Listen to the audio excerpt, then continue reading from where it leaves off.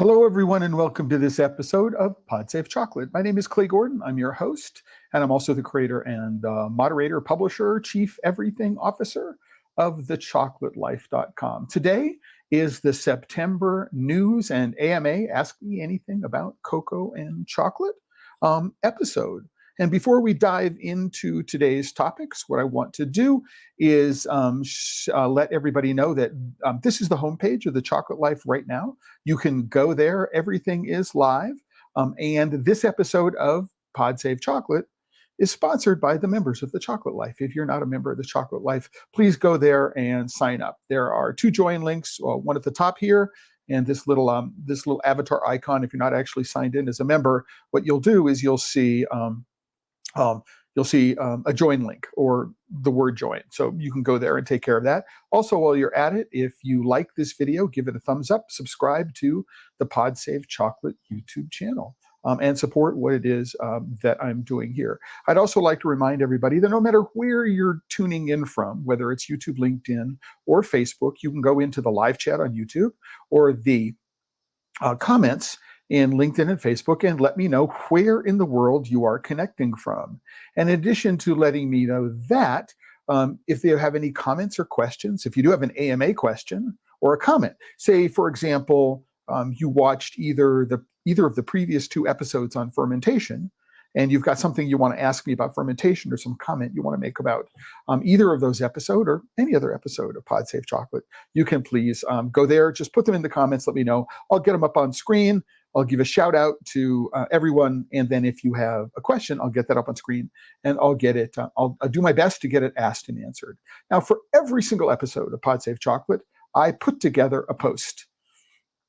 And this is the post for today's episodes. If you're listening along as opposed to watching, you can go after the fact and you can go find all the links and all the resources that I put together for this particular episode. Now, I do want to point out one thing, please, is that I've changed my internet service provider and I've now got a hardwired connection to the internet router, and I'm not doing a Wi-Fi connection to the internet router. Please let me know if everything is okay on your end, because I won't know until after the fact when I see the playback of whether or not everything is okay. So here is the episode. Here is the post for today's episode of Pod Save Chocolate.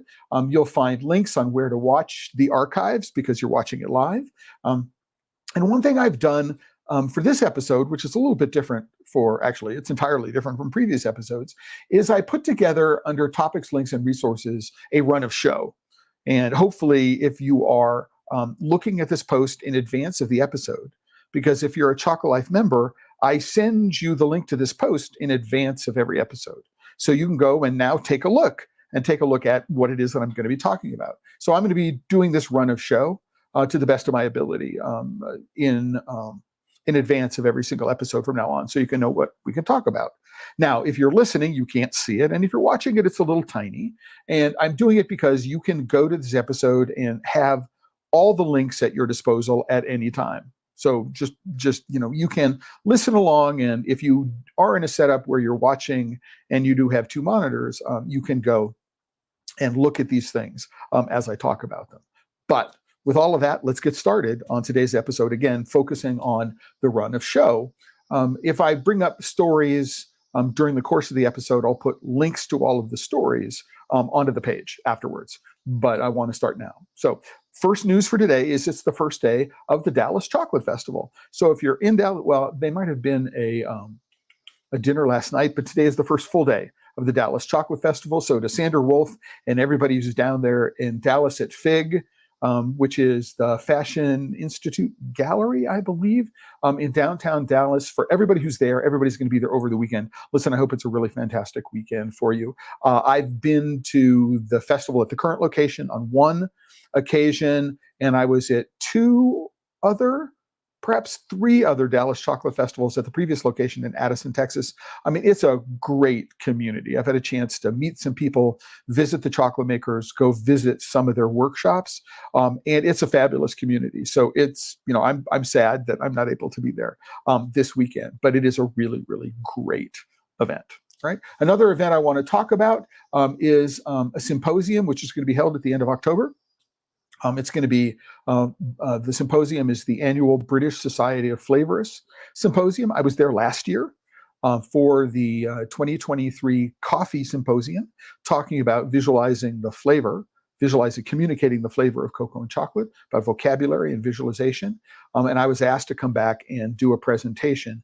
This year, I'm going to be talking about quantifying the flavors of cocoa and chocolate with colleague Zoe Papalexandratou, whose name has come up in the fermentation episodes.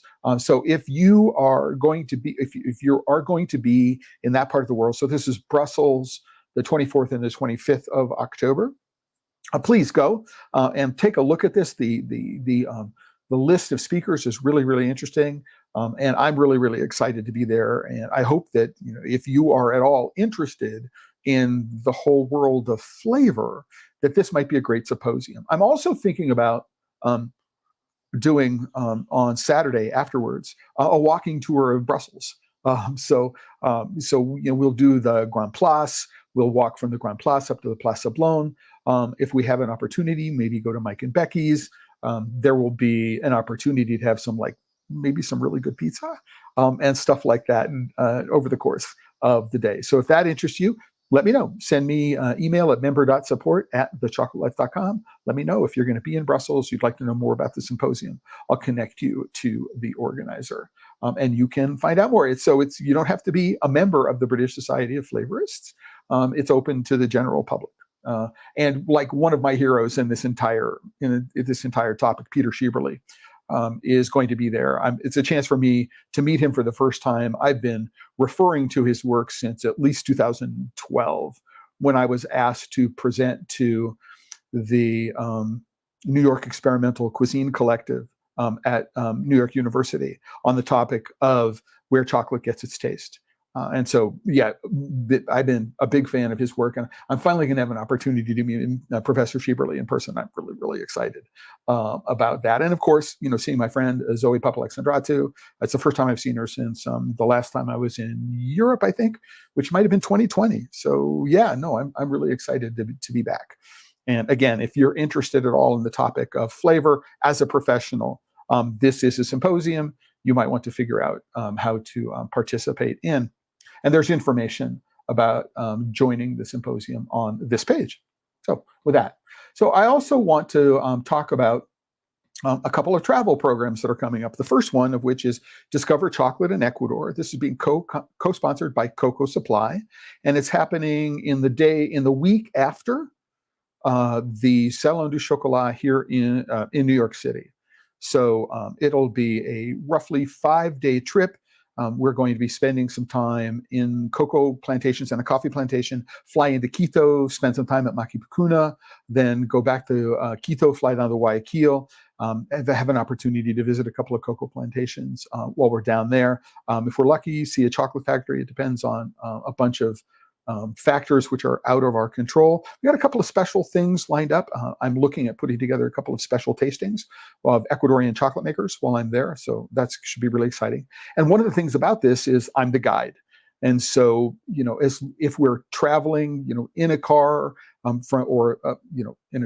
a van from one place to another, or every evening in the hotel, there's an opportunity to sit down and just ask me questions about anything having to do with cocoa and chocolate, whether it's cocoa in Ecuador, chocolate in Ecuador, cocoa production anywhere anywhere through Latin America, or anywhere that I've been. This is one of the great things about, spending 5 days in close quarters on a trip like this.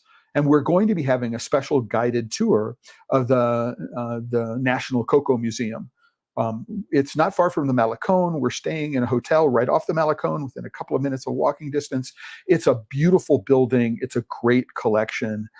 There are lots of really interesting restaurants very, very nearby, and some really interesting chocolate that can be had as well. So I can recommend the trip. I've thought about this when I was there in 2022 and have been having a lot of fun working with Lila Carvajal of Cocoa Supply on putting this together. So please, if you're interested in Discover Chocolate in Ecuador, you can email member.support@thechocolatelife.com. Or if you're a Cocoa Supply customer, just reach out directly to Cocoa Supply. And on this post, what you'll do is you'll find the itinerary for the trip. So really, really cool. It's going to be a great trip. The second trip I want to talk about is Discover Chocolate in Paris. And that's going to happen on the first 3 days of the Salon du Chocolat in Paris. So there's going to be a day, which is going to be set at the Salon. There's going to be a walking tour of the left bank, a walking tour of the right bank, and a walking tour of the left bank, a walking tour of the right bank, and then I'm going to arrange us to go back to the Salon on a Saturday. So it's going to be a full on, just deep dive into some of the best chocolate that Paris has to offer. If you're going to be at the Salon or you're in, anywhere nearby during the course of the Salon du Chocolat, but really weren't really convinced that you were going to go, this is a great opportunity to spend some fabulous time at the Salon and to learn more about chocolate in Paris. I did this in 2010. It was fabulous. Every single time I go to Paris, I give myself an extra day or two just to walk around Paris and discover chocolate. It's really, really amazing. Apparently, there's like the best barbecue in all of France is not far from where we're going to start our walk on the right bank. And so maybe we'll have an opportunity to have a lunch, a place called Melt Deli. Apparently, I mean, if you're not a vegan, apparently it's like the place to go for barbecue in France. So we can put that on the list. And you can just let me know what you're interested in.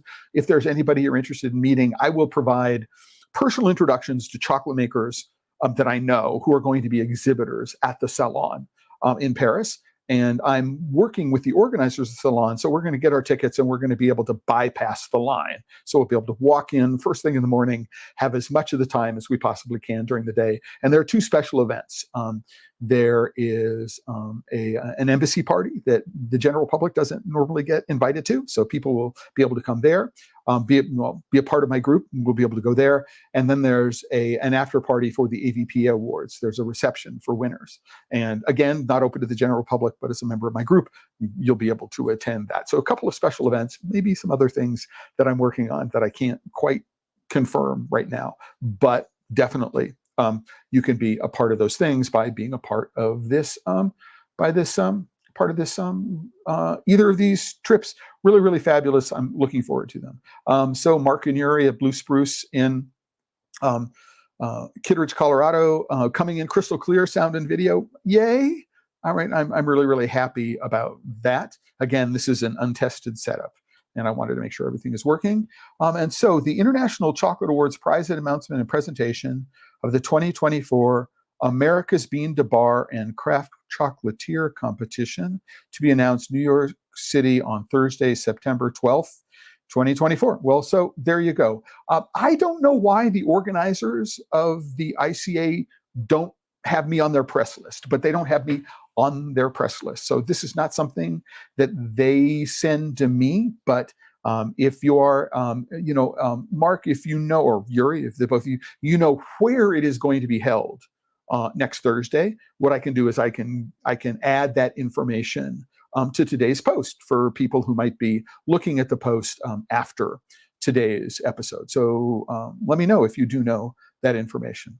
All right. So now that we've got that out of the way, what I do want to let you know also is that I am working slowly on the backlog of uploading all of the episodes of Pod Save Chocolate to an audio podcast platform. And I know, Jessica, if you're connecting from Australia, I'm not where you want to be. It turns out that there's a lot of work that needs to get done to take the videos, download the videos, strip the audio, then go in and edit the audio, because I don't want to put this 1 minute of music at the front, which you can't, there's nothing to see. Right. So there's work that needs to be done on every single episode before it can be uploaded. So there are now 10 episodes uploaded, and I plan to do 10 per week until I catch up.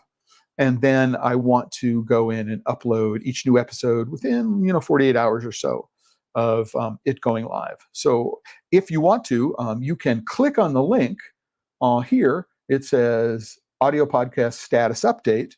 And then you'll see, okay, if you have an app on your desktop, here are 2 apps you can use on your desktop. If you have apps on your phone, here are apps you can use on your phone. This is the most recent episode that's been uploaded. So it's the last episode of 2023. I know But there's a link to the RSS feed and all that kind of stuff. So it's all here on this page. You can go to it and you can connect to audio podcasts if you want to listen to things after the fact, not just watch them.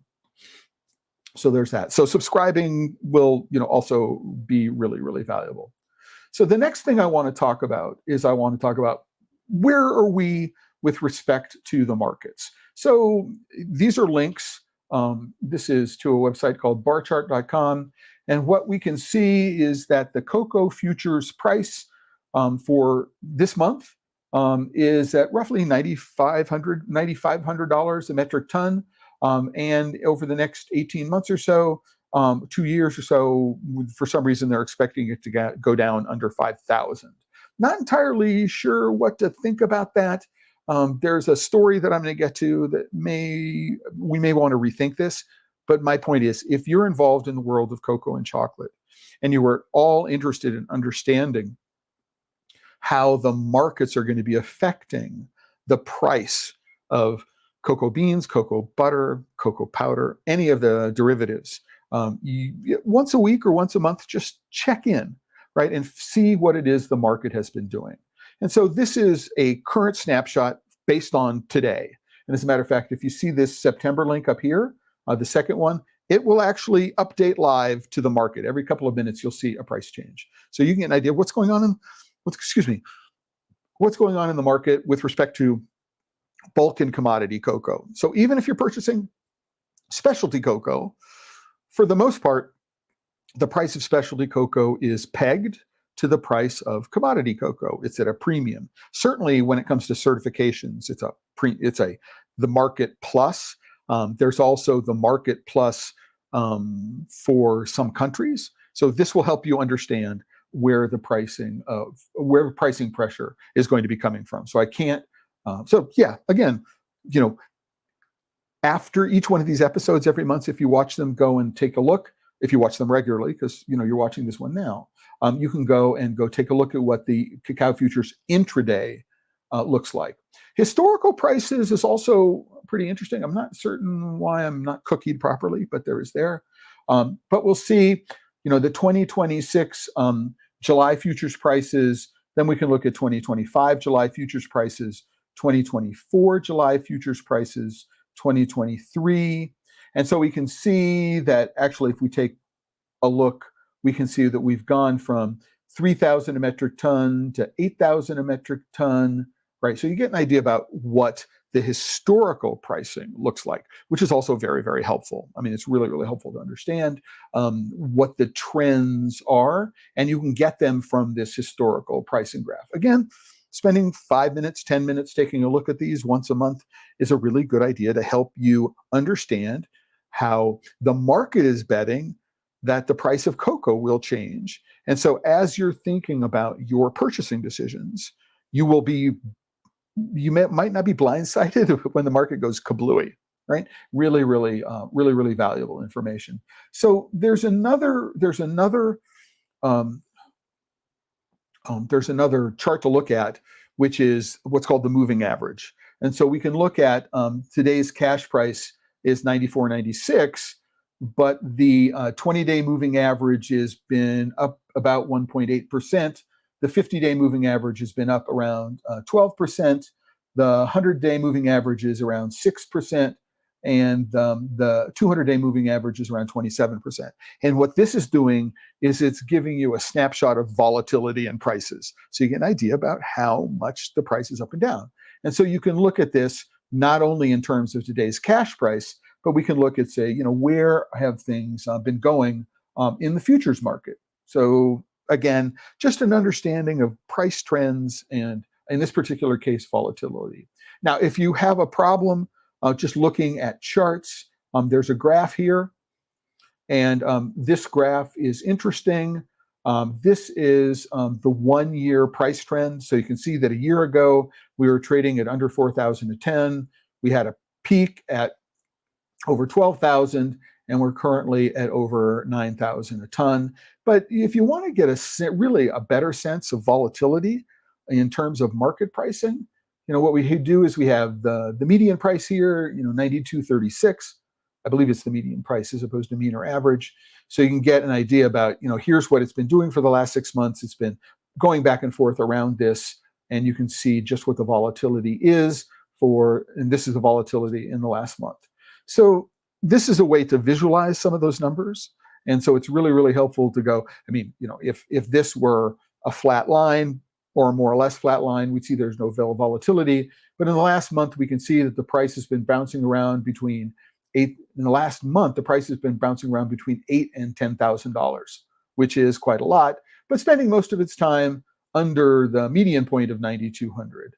In the last 6 months, it's been bounced. There are times when we've been closer to 7,000, but we've also been at over 12,000. So just a good way to sort of visualize if there is any upward trend or downward trend in terms of the pricing of cocoa. So go take a look at that. Again, 5 minutes once a week, 5 minutes once a month, something like that, in familiarizing yourself with the price of cocoa.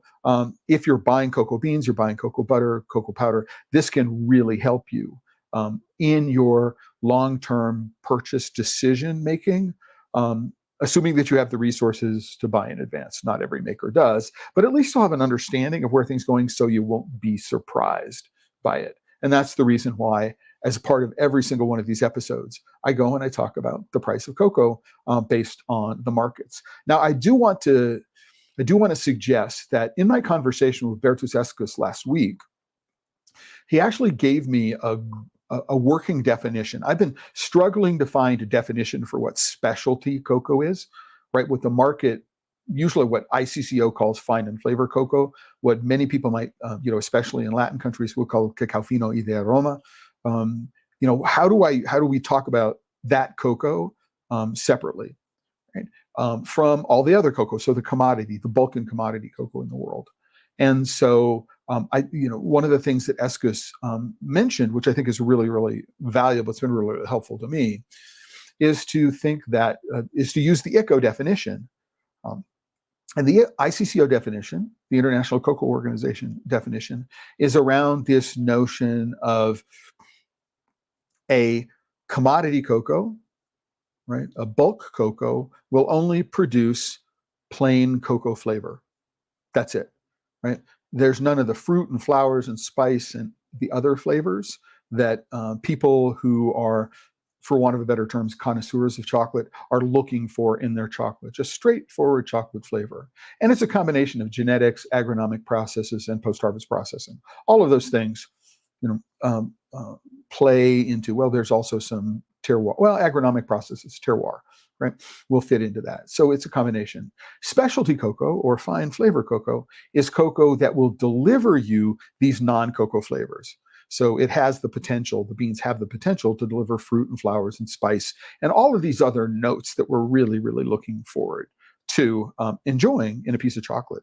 And so when we think about language and we think about the use of the language, what I really want to do is I really want to suggest to everybody that they think about the difference between commodity cocoa, right, and specialty cocoa that way, right? So it's a really, really easy framework to communicate to your customers what separates you from the average chocolate that you can find down in the average grocery store. So it's a really, really good way to think about that.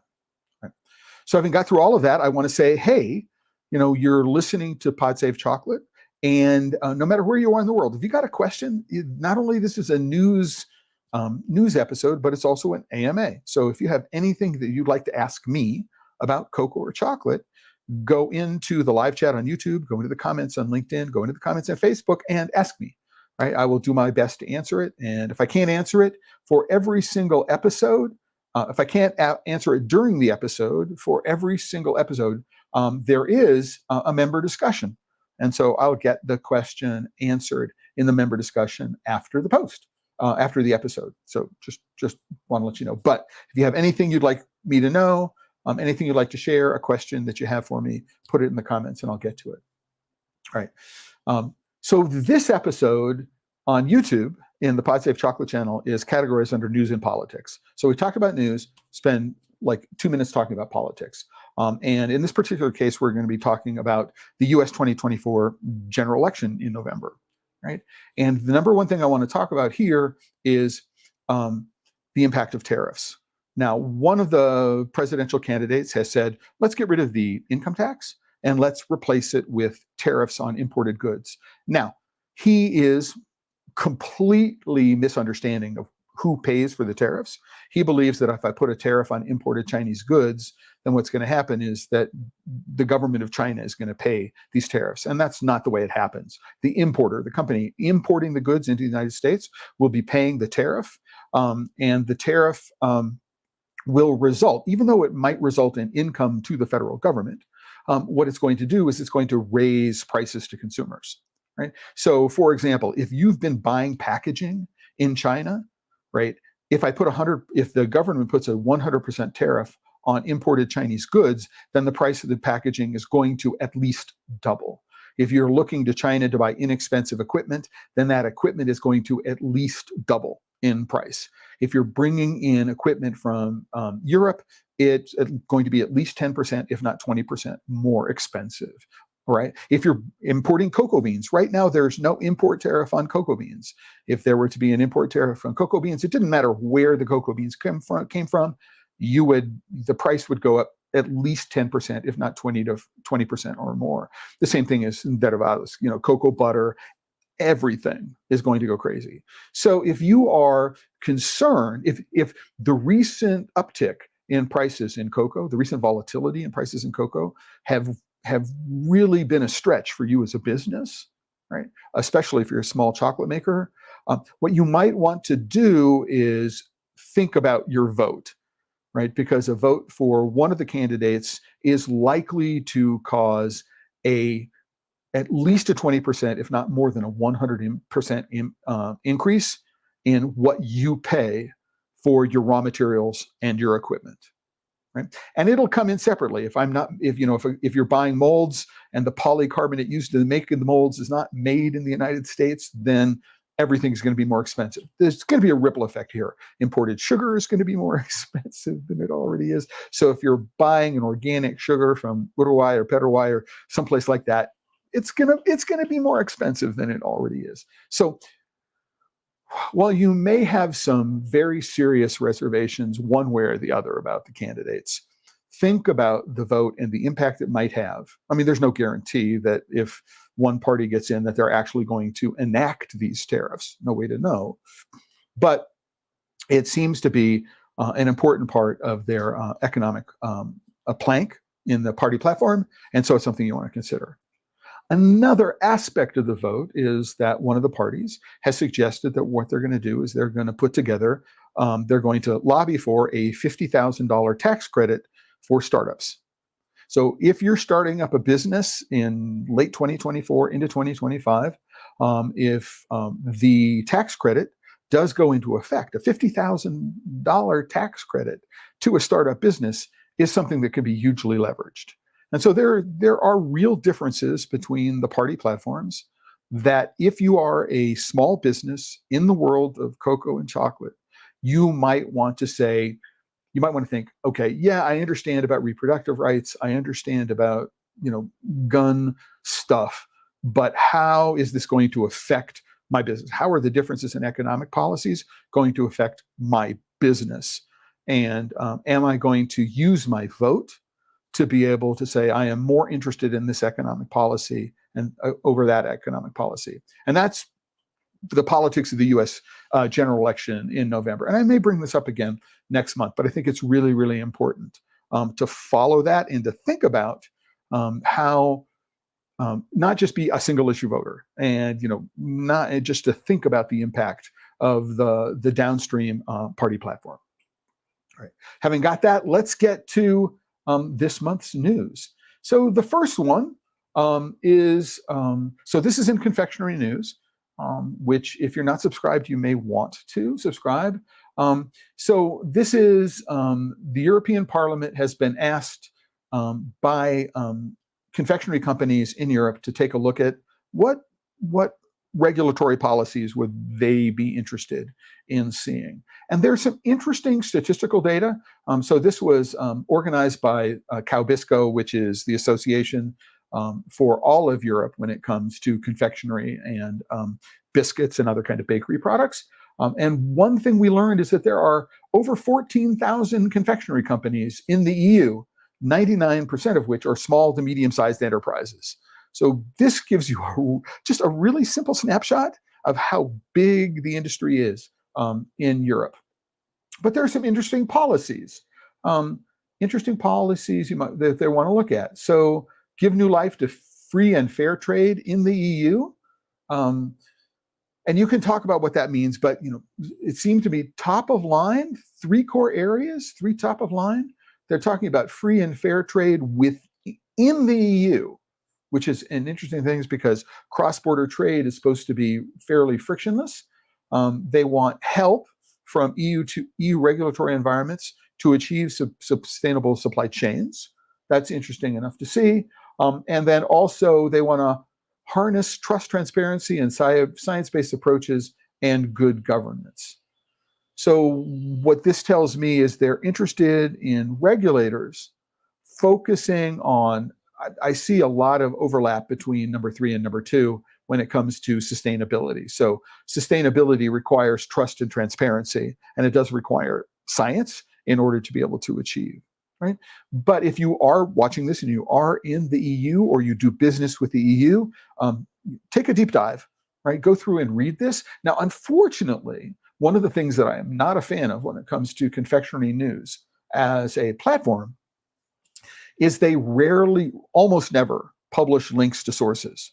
And so you can't actually, there's no link to Cow Bisco in here for some reason. Why they're not linking to the Cow Bisco website.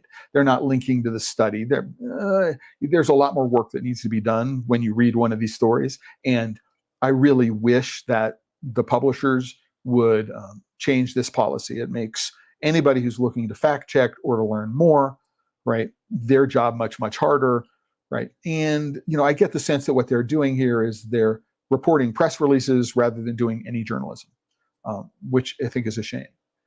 Now, there's another really interesting article from this month's magazine, right, Confectionery News. It asked the question, can a cacao gene atlas help solve the cocoa crisis? This is based on work done in part out of Penn State University, and a gentleman there, Mark Giltonen, his wife, Ciela Maximova. These are, colleagues of mine. I was in Penn State, I think in 2015 for the Frontiers in Cacao Science Convention. I mean, it's a really, really fabulous program. They're doing really interesting work. What's unusual about this episode is there are 2 links. Whoa, this first link is actually to another confectionery news article. And this link is to where the study is, right? Unfortunately, it actually doesn't link to the study. So you have to go to the website and you have to search around for the study. But if you do that, you can say, wow, I'm sorry, I scrolled down to the bottom, right? Here is the study, right? It's really, really long. It talks about the Cacao Gene Atlas. It's relatively new. It was published at the end of June, right? So here we see Ciela and Mark's name. And they talk about what a Cacao Gene Atlas. And so what the Cacao Gene Atlas is doing, from my understanding, is it's taking our understanding of the genome map and then overlaying it onto a geographical map. So we understand which aspects of the cacao genome are present in particular varieties grown in particular areas, right? So what they're saying is if we know this, we can do a better job of breeding into cacao the characteristics, whether it's flavor, disease resistance, pest resistance, productivity, whatever it is we can do. If we know more about this and we know about the varieties and where they grow, we can do a better job of producing cacao to meet market demands and the threats which cacao expects, which cacao is facing. Is a better way to do it. But what I want you to do is I want you to go through and read, right, all of this thing that's under the background, right? Because it will give you, in like 10 or 15 minutes of reading, right, an understanding of the biology of the plant, right, that I've seen, I haven't seen in such a concentrated area. And it's a straightforward discussion. There's not a whole lot of really, really deep dive understanding of genetics or biology that you need to know, but it just gives you a really, really good understanding of the biology of cocoa in a very, very short, right? So, in this area, this is it, background, just like really, really cool understanding. So this, the rest of this is less interesting. It gets much more technical and much more in depth. But what I also want to do, and you may have trouble looking at these S&P charts, but what I want to do is I want to suggest that another really good place to look, and this is what I was scrolled down to earlier, is that take a look, read the discussion section of this. It's again, if you're looking to get a really, really quick understanding of the challenges that are involved, it's really, really interesting reading. And again, 10 or 15 minutes, you'll get a good sense for where things are going. But then what I want to do is I want to talk about a little further going on. There is a set of references here. And so if you're interested in any of these things, they link to Google Scholar. So any article or any book that is available digitally, you've got a whole bunch of resources for doing a much deeper dive into these things. And one of them is on addressing sustainable rural development, right, based upon work being done in Peru. And it's relatively recent, 2021. So not only do you have this fabulous discussion of the cacao gene atlas, or the cocoa gene atlas, but you've got some great resources to do some additional in-depth research, which is not always the case. All right. So the next story is related to that. So this is in Associated Press. It says companies are crafting new ways to grow cocoa and chocolate alternatives to keep up with demand. So if you have followed me at all for the last couple of years, I maintain a sort of, I'm not quite sure about this relationship. So I can either be using precision fermentation techniques to take other ingredients and create something which sort of kind of tastes like chocolate. I can use precision fermentation techniques to be able to go and generate lipids or fats which mimic the structure of cocoa butter, right? So I can use those, but they're not from cacao, so they can't be called chocolate legally at the moment, right? And then there's another group of scientists that are saying, can we take cacao cells and culture cacao cells? So could we actually take actual cacao cells and then replicate them and grow them in a lab? So there are two basic approaches to creating what I call cocoa analogs, right, or alt chocolates. And while I am really, really fascinated by the technology which is associated with both of these things, and there are some compelling arguments to be made that what these are doing is they are reducing the carbon footprint of producing cocoa. Yay, right? The chocolates, quote unquote, the alternative chocolates made with precision fermentation have yet to impress me when it comes to their flavor quality. They tend to be sort of low cost, they tend to mimic sort of the flavor of highly processed chocolate that are made with alkalized cocoa, right? So if even at higher cocoa contents, even at quote unquote higher cocoa contents, they tend to lack the oomph and the nuance and the delicacy and flavors that we associate with a good quality specialty chocolate. However, if you wanted to use a thin layer of this around a candy bar, they probably work well. Again, right, one way or the other. But my concern is here, after the industry spending more than 50 years in abusing farmers, that giving them an alternative to saying, well, I no longer need to use real cocoa, I can use some lab-grown cocoa, that what we're going to do is we're going to abandon the farmers. And so I think that any one of these projects, right, which the press says, yay, yay, yay, right? So we've been doing it with meat. We've been doing it with alternative meat. So plant-based meat makes no sense whatsoever. Just sort of to me, from a linguistic perspective. But we need to be careful that any time that we're going to talk about alternatives to cocoa, any plan that does this, that does not actually consider what is going to be the impact on cocoa farmers, especially in West Africa. We need to let's pay close attention to what's going on, because I don't think that we can give Big Chocolate an out on any of this, right? They have unfairly taken advantage of cocoa farmers since as long as we know, right? Since the industrialization of chocolate began, and we need to be very careful when it comes to this. So again, I'm interested about the technology. The human rights aspects of this really do bother me. All right. So when we were talking about the markets earlier, and we were talking about, they show, currently it's a 9,200, and at the end of 2026, they're looking at the price going down to around the low 4,000s. This is an article on Bloomberg. Unfortunately, I don't have a Bloomberg subscription, so I can't watch it. But this is something that we needed to pay attention, is that the cocoa deficit appears to be deeper than prior deficits, prior estimates. And this is according to ICCO, right? So production and grindings both revised, lower than May forecasts.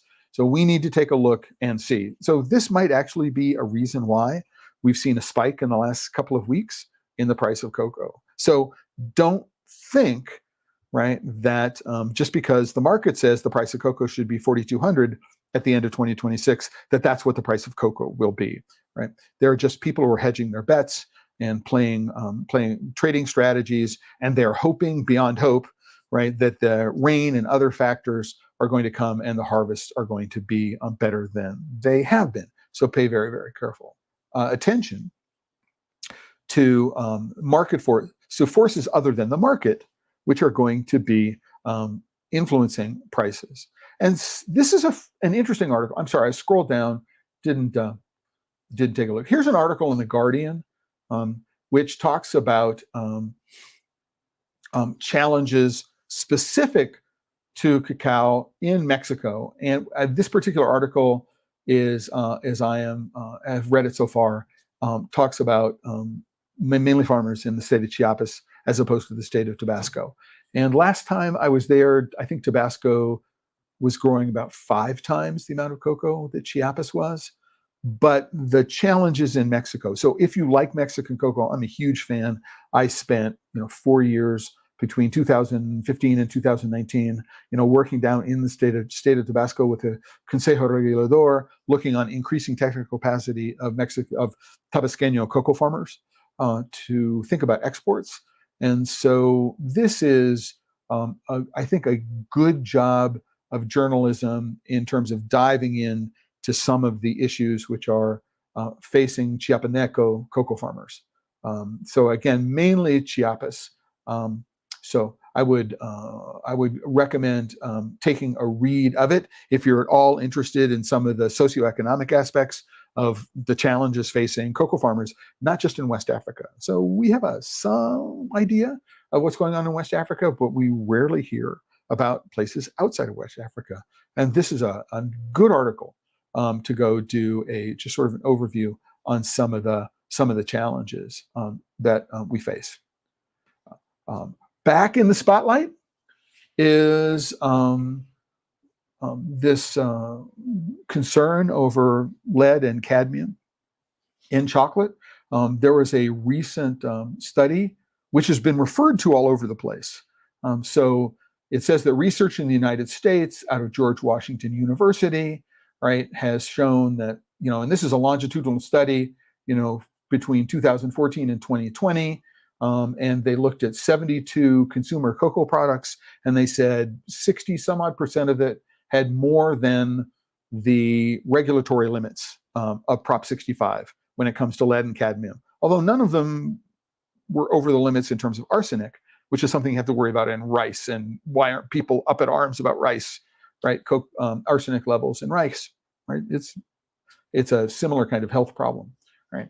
But again, one of the challenges is they talk about this study, but they don't link to the study, right? They link to the European Union. So here we are, the European Union regulations, but they don't link to California Proposition 65 regulations.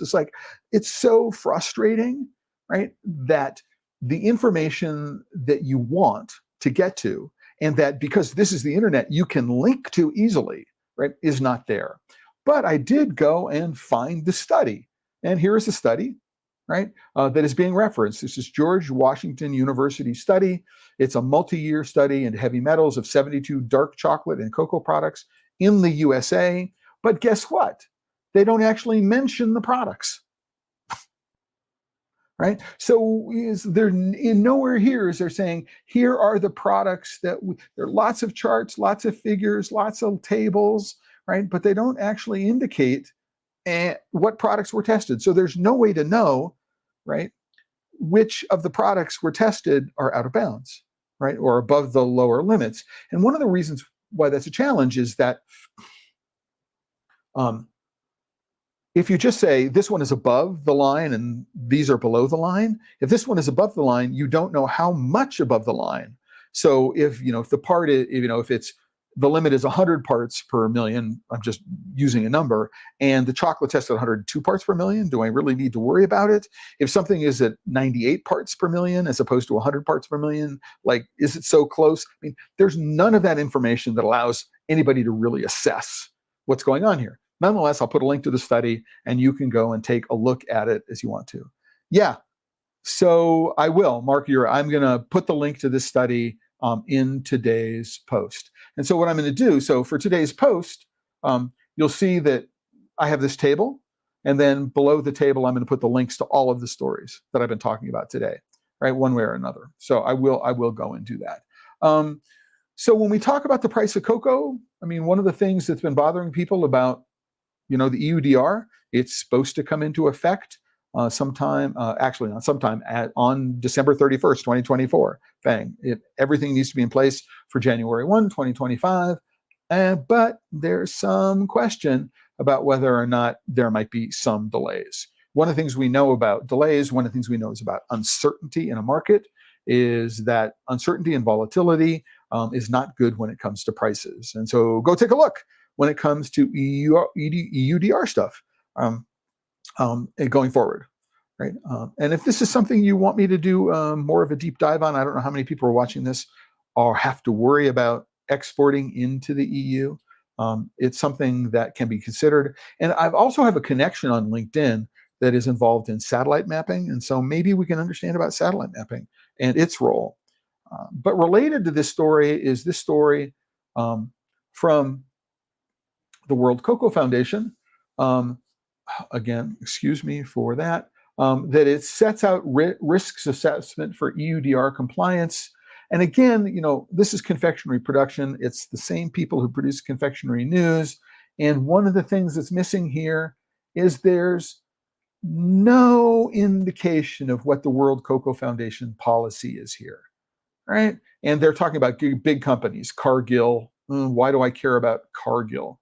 All right, and well, we do need to worry about Cargill because Cargill is one of the largest players in the industry, and big companies, Cargill among them, are going to be driving World Cocoa Foundation direction, right? And so we do need to worry about that. But if you are, if this interest, this question about EUDR compliance, right? What are some of the risk assessments associated with EUDR compliance? Then these two articles are going to give you a real quick look at some of the issues that are involved, right? Again, if you're exporting to the EU or you're importing from the EU and you've got things which are in fact need to be EUDR compliant because that's where they originate, something to think about. If you are in the United States, even if you don't export regularly, but you ship to Europe, you may be subject to EUDR compliance regulations. So you need to be very, very careful about making sure that you are in fact EUDR compliant, or your shipment may be rejected in customs. So just a real quick thing to know about that. From the technology perspective, here's an article, an article about how manufacturers can cure chocolate's heat resistance. So this is how do I make a chocolate which won't melt until it reaches a much higher temperature. And they actually use the word cure here in a fairly literal kind of way, because they talk about curing the chocolate. And so they talk about, can I take the chocolate and put it into a particular environment of temperature and humidity in order to be able to change the structure at a crystalline level, the crystalline structure of the chocolate, to make it more heat resistant. So, which I think is really, really interesting. They talk about why it matters. Again, this is confectionery news, so this is actually a link to an external source. So it could be interesting to go find out if there's any information there. But here's the interesting thing. So 4 ways to cure heat resistance. So cure heat resistance. So that means to improve heat resistance. That is to make chocolate which melts at a higher temperature. So number 1 is, you need to make sure that the moisture content is below a certain level. You need to focus on texture, right? You need to handle it with care. I'm not entirely sure what that means here, but it's important to understand that they're talking about chocolates which also have either PGPR, right, or lecithin, and that there are chemical properties, physical properties associated with the chemistry of PGPR and lecithin, which are different from each other. And so you need to handle them differently in the curing process. And then they've got this notion. You go to the very bottom and you find immerse chocolate fully. Immerse chocolate in what, right, in order to do it. And they're saying, we're going to immerse the chocolate in hexane for 24 hours. And at the end of immersing the chocolate in hexane for 24 hours, we have something that is going to melt at a higher temperature. And I'm going, ick, why would anybody want to eat a product that has been immersed in a highly poisonous solvent for any length of time? Ick, right? It's one of the reasons why I like natural cocoa butter, because if you're using a solvent extraction on cocoa butter to deodorize it, hexane is often a chemical that's used, and it's not good if they're even very, very small amounts in residue and what's going on. Anyway, so if you are interested in the technology of this, I thought it was amusing, right, to see this topic presented this way. So we have the next to last topic. I'm sorry, I scrolled down on all of these things. This is an approach. So cocoa replacement to combat cocoa supply crisis. So I probably should have put this together with the other approach, the article in Bloomberg about alternatives. And so this is a big flavor company, a nutrition solution company, that's how they describe themselves, has announced a development of a cocoa replacement solution designed to tackle the escalating cocoa pricing and supply crisis. The cocoa production crisis. In response, they have developed a range of cocoa taste solutions that are designed to provide a cocoa taste experience without relying solely on traditional cocoa bean alternatives. So not something that the average viewer of PodSafe Chocolate, you're not going to go to Carrie and say, please, I'm having a big company and say, please, I'm interested in knowing about this. But I believe that there will be people representing Carrie or who work at Carrie who are going to be at the British Society of Flavorists symposium at the end of October. And so one of the things I'm going to do is hopefully somebody will bring some samples of something which has been flavored this way. As a matter of fact, I will send an email off to the organizer, the president of the British Society of Flavorists, and say, ooh, I want to know more about this, and is anybody bringing samples? So if I find anything out about this at the British Society of Flavors conference, that's why I mentioned it here. What I will do is I will let you know what I think about these flavor-ish related and not cocoa things. I think if you're looking at what I think of as commodity chocolate, so cheap and cheerful chocolate, which is designed for people that are not interested in a specialty chocolate flavor. Again, if I've got a compound which I'm using in very small amounts around a candy bar, then having an enhanced cocoa flavor experience could be a really, really good thing, right? But definitely when it comes to craft chocolate, it's not a big thing at all, in my opinion. And the final point that I went to today, and this is the last article that I pinned, so we're at the sort of the end of the news stuff that I was doing, an article in Confectionery News. I'd actually seen this someplace else, and that is that Elon Musk wants to get into the candy market. Now, apparently he was jealous of Mr. Beast. No, I'm just kidding. Who knows what the motivation is? Elon is not busy enough with everything that he's doing after having destroyed Twitter, X, whatever you want to call it. What he wants to do is he wants to see if he can disrupt the candy market. I mean, Elon Musk didn't know anything about space before he got into it. He didn't know anything about cars before he got into it. It's arguable that he knows anything about space or anything about cars. He just knows how to hire good people. I mean, the Boring Company, like when was the last time you heard of it? When was the last time you really heard about Hyperloop? I mean, he has some pretty massive failures, right, in his background. And so he wants to get into the candy market. There might have been some trash talking between him and Mr. Beast. Hard to know. But for some reason, he wants to get into. He's got some patents, right, on a supercharged gummy, on something he calls cyberberry candy. Right, so there are some patents going on. Not entirely sure what they're all about, but it's an interesting kind of thing. But they also say it isn't actually a new plan. He announced, apparently I didn't know this, that he wanted to start a candy company in 2018. Because he thinks that people would, anyway. Oh, as one of the thoughts that people post to social media without really thinking about them. Okay, yeah, a lot of that happens on. There are links to the patents, right? So unusually for confectionery news articles, there are links to that go outside the website. And so, but what does Tesla know about candy? What does Tesla know about the confectionery market? What does Tesla know, or Elon Musk know about marketing is he good friends with Jeff Bezos and they're going to take over Amazon or something like that? It's really hard to know.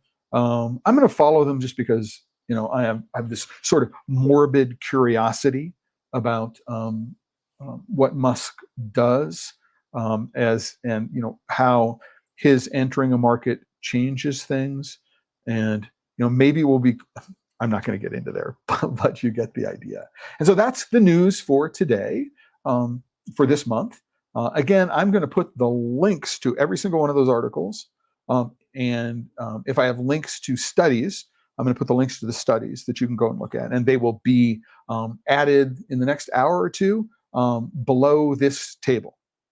Right? We've got a couple of minutes. If anybody has a question, a couple of minutes. If you've got a question you want to ask me, you can go into the comments and let me know what you're thinking. I would really love to know.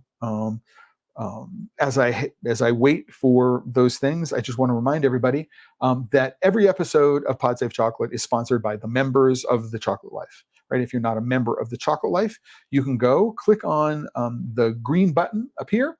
I'm logged in, so it says account. If you're not logged in, it will say join, and then sign in instead of sign out, or there'll be a join and a plus where my avatar is here in the lower right hand corner. So you can join. There's a free membership tier always, but there's also a premium membership tier, which includes, if you're an annual member, things like consulting and coaching hours, and other benefits for being a member. And you support this episode and every episode of Pod Save Chocolate. Give the video a thumbs up, and subscribe to the Pod Save Chocolate channel on YouTube, and that would help everything that I do here. Keep the lights on, pay for my new internet connection, and all that kind of stuff. And the last thing I want to talk about today is some episodes that are going to be going on in September. So this coming Tuesday is going to be a 2024 Salon du Chocolat New York City preview. So we're going to have people, representatives of the company that's organizing the festival. There'll be some exhibitors, maybe a member of the advisory committee who are going to be there, but they're going to talk about what the plans are for this year's, the 2024 Salon du Chocolat in New York City. Now, the last time this was held in New York City was 2019, right? And this particular episode is going to focus on this from an exhibitor perspective. It's going to be an exhibitor preview. And we're going to do another episode in early October which is going to be focused on, if I'm not an exhibitor and I'm just a member of the general public and I want to come to New York City, and I want to go to the Salon de Chocolat in New York, what can I expect? Exhibitors, special events, some of the speakers, some of the educational component of what's going on. So we'll be talking about that in October. And also later in September, this is on the 24th, if I recall correctly, I am going to be having so how could you find that out?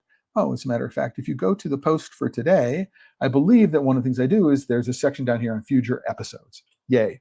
So September 10th, which is this coming Tuesday, and then the 24th, we're going to be joined by Dustin Cornett, who is the founder of the Craft Chocolate Challenge, but is also a driving force behind the Midwest Craft Chocolate Festival, which is going to be held in Rushville, Indiana, the week before Thanksgiving, or the weekend before Thanksgiving. So he's going to be talking to us about the festival and what it is that's going on, and that's going to be the 24th, right? And so that's what I have scheduled for the next couple of episodes today that I know about, right? And I wanted to let you know. You can put them in your calendar and figure it out. You can put them in your calendar and you decide if you want to do it. That's also something else I've been doing. I've been putting, if you use Google Calendar, there's a link here where you can add an episode to the Google Calendar to remind you going forward to do this. And if you're a member of The Chocolate Life, I want to let everybody know that the September member newsletter is going to go out between today and Monday. So you can expect a member newsletter, and it'll have a lot of new stuff and links to follow some stories, my thoughts around chocolate for the month of August and the month of September. I did want to let everybody know about that as well. And with that, I want to thank everybody, right, who has spent part of the hour or been here the entire hour today, all right, for your support, and to remind everybody that if you're working with chocolate and you're not having fun, you are doing it wrong.